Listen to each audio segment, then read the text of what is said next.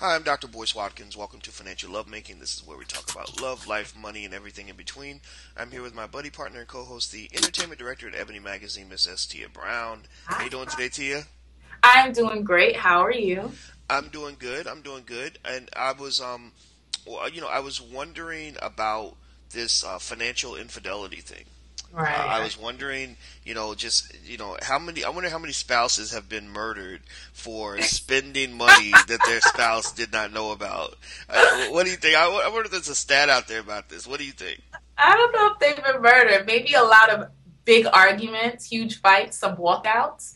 Spending Some money without beatings, telling. some hot grits, maybe. Right? Well, creditcard.com released a study recently saying that 1 out of 5 spouses admits to cheating financially on their partner, making purchases of more than $500 without letting their spouse know. Now, guess who the biggest cheaters are? I don't know. Surprise, surprise, men. Blasphemy. That's wrong. That's the Cheat. validity of this study is just. I mean, come on, please. Where are you grabbing this crap out of the air? What is this? What is this? Listen, people assume that women spend, spend, spend. And I'm not saying that we don't see women more often at the mall, but the big factor here is that the purchase had to be $500 or more. So, men, and I don't want to be stereotypical, but, TVs, grills, things for your car. These are bigger purchases than a lot of times what women will make, which might be shoes. Very rarely are women actually buying shoes that cost more than $500.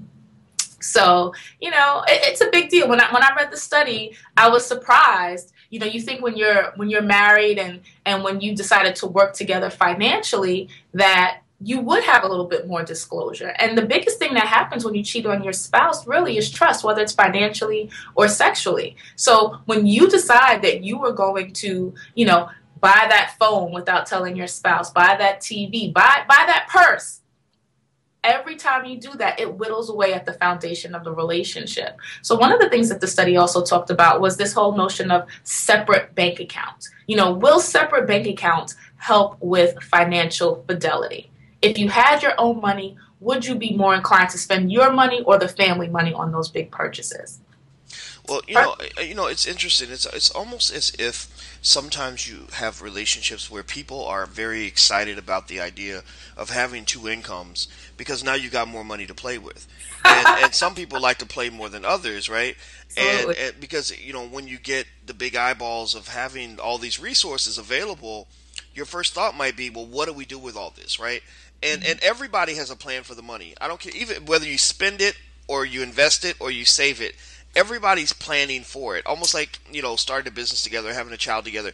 Each partner has their own idea of what this money will be best used for. And so sometimes that's where I will see the conflict, right? Where you will have one parent who says, "Oh, this is great. We can send our children to a better school because we can put the money in their education fund." And then the other parent's like, "Ooh, the big screen TV would look really good in the living room," and it becomes kind of a mess. Family room. What'd you say? I said, and the bedroom and the family room. Right, that too. Right. And it's interesting to me. Here's the thing. I don't dispute at all what the study says about men cheating more than women financially. I've seen that in more cases than not. When I've gotten letters, from women who tell financial lovemaking stories, some of them are pretty scary. One woman said that she lived in a mansion next to Bob Costas and found out her husband had a crack addiction and didn't even tell her. And she said, "I woke up one day and I had no money and no husband." And so, you hear these horrible stories and it just makes you almost want to cry because you're thinking, how can I even help you? I don't even know what to say. But, it seems to me that even though men are the bigger cheaters, it does seem that men are less offended by financial infidelity than women. For women, I think there's something instinctual about the idea of disrupting the financial security of the family that would just Absolutely. drive a woman insane. Is that something you've observed too? Absolutely, I observe that, and I also think as a woman, I totally relate to the importance of having major things. So, home, savings account. These are all of the things that when we're hunting for mates, and I hate to sound stereotypical, but these are the things that we look for. So when all of those things are taken away, especially when you're not knowing that these are going to be issues, it's absolutely a betrayal on the biggest level. But I think that it's preventable. One of the things that people don't do really is talk about money. And this is why I love financial lovemaking, because we can always remind people it is important to talk about your relationship with money before you get married, before you decide to live together, before you decide to co-sign for a car or go in on that mortgage. You should talk a little bit to your partner about what has been his or her history with spending. What are some of the things that are important to them in terms of how they see their happily ever after panning out? And what are some of the things that they are willing to do and expect to do to make those ideals a reality? The other thing I think is, you talked about a budget, boys, and I think that's such a big deal, or having a financial plan. But again, these are not things that people take time to discuss or write out or make realistic. You talk about wanting to have this house. What are the real sacrifices that you're willing to make to have the house, to have the savings account, to do these things in your life? And the last thing I have to reiterate is trust. Once trust is broken, it is so hard to repair. So I am going to throw this out there, and it might sound counterintuitive to people. A lot of times people want to ask for forgiveness more so than permission. But I think if you want to make a big purchase, you need to really be willing to talk to your spouse about it and maybe come up with a plan so you don't break that trust. Well, I agree with what you're saying. I think trust is very important. It should be respected.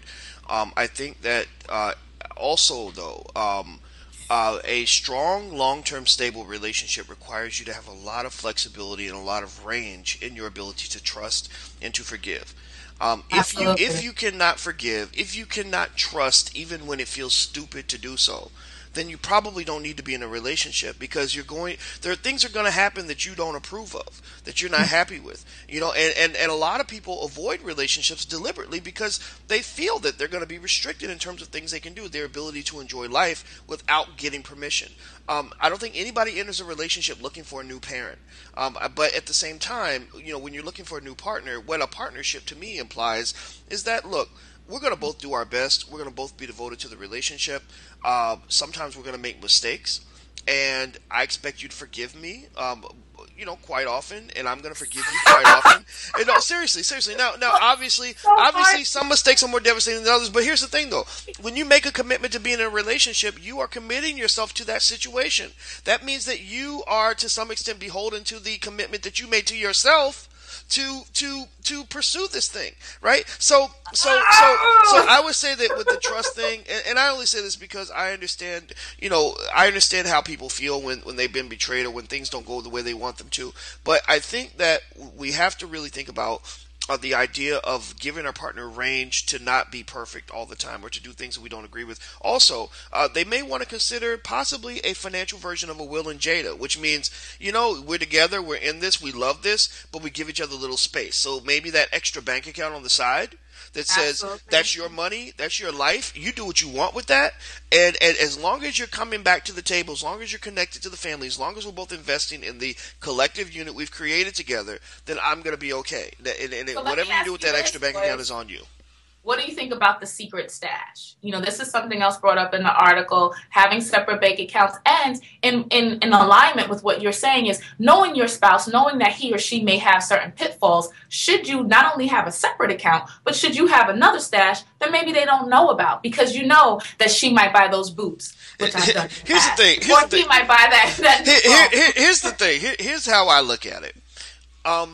There are things that happen, but these are not necessarily things that we're comfortable sort of openly endorsing, but we know that they occur, right? So the secret stash, to me, if I'm married, what I'm thinking is, you know what? I don't know what issues my spouse has, because those issues are probably so deep and dark that maybe even she doesn't know that she has the issues, or maybe she just doesn't feel comfortable sharing that with anybody.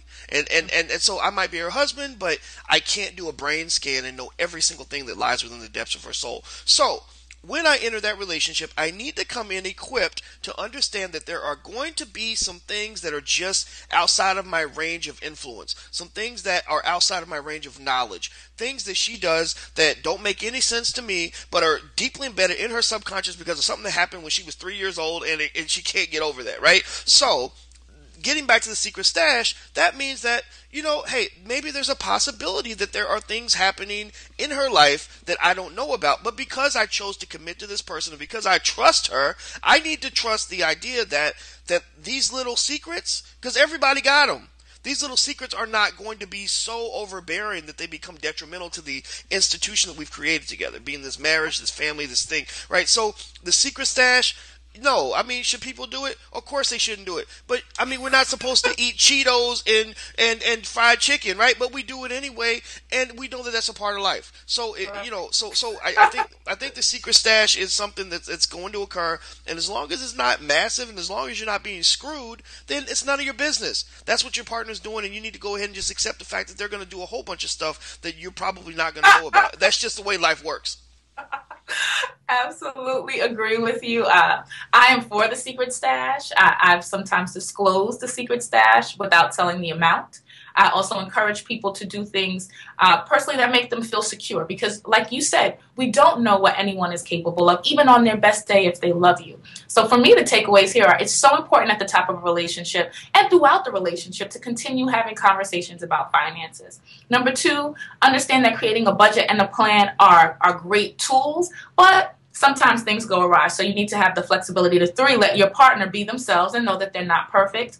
And last, trust is key.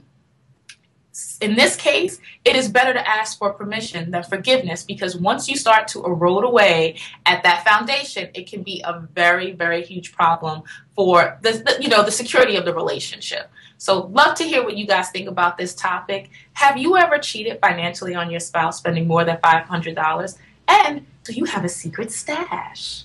Let us know. Thanks so much for listening. Have a good day.